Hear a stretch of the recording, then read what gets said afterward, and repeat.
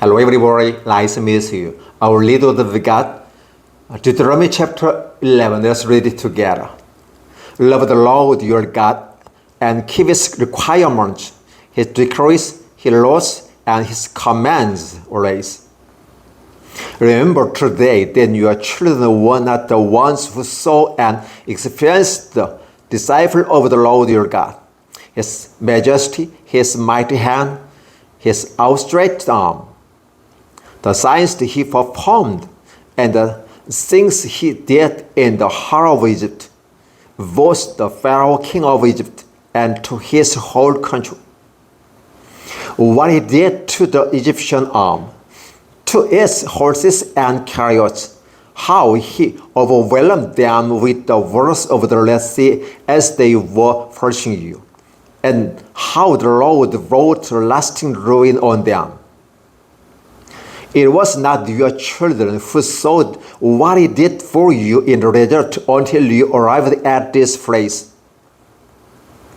and what He did to Dathan and Abiram son of Eliab and the Reubenites when the earth opened its mouth right in the middle of all Israel and swallowed them up with their households, their tents, and every living thing that belonged to them. But it was your own eyes that saw all these great things the Lord had done.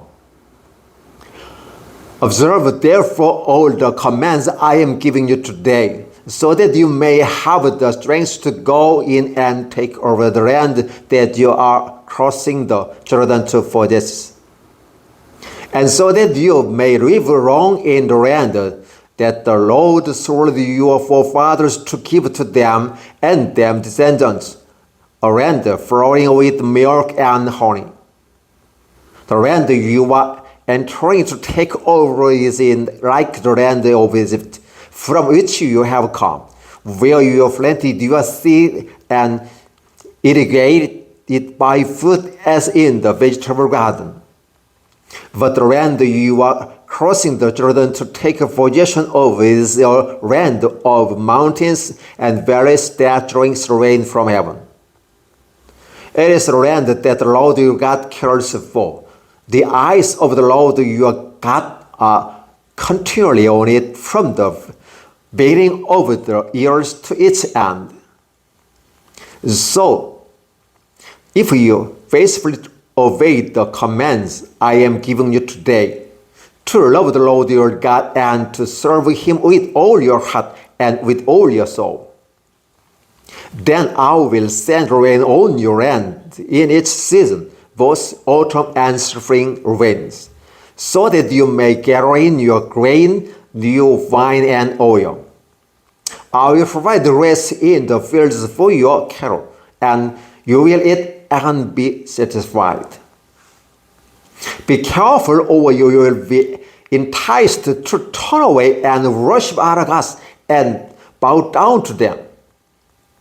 Then the Lord's anger will turn against you, and He will shut the heavens so that it will not rain, and the ground will yield no production, and you will soon perish from the good land the Lord is giving you.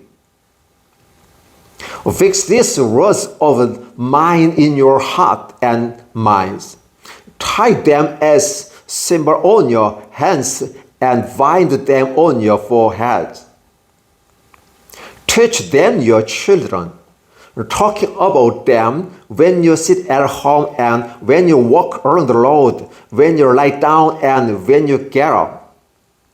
Write down on the door frames of your houses and on your gates, so that your days and the day of your children may be made in the land that the Lord swore to you give your forefathers, as many as the day that the heavens are above the earth.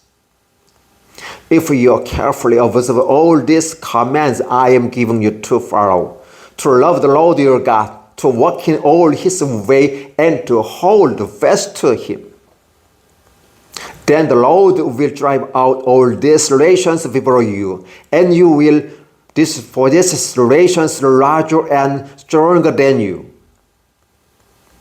Every place where you set your foot will be yours. Your territories extend from the desert to Lebanon, and from the Euphrates River to the western sea. No man will be able to stand against you.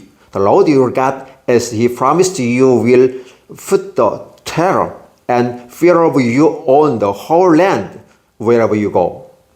See, I am setting before you today a blessing and a curse. The blessing if you obey the commands of the Lord your God that I am giving you today. The curse if you disobey the commands of the Lord your God and turn from the way that I command today by following of gods, which you have not known.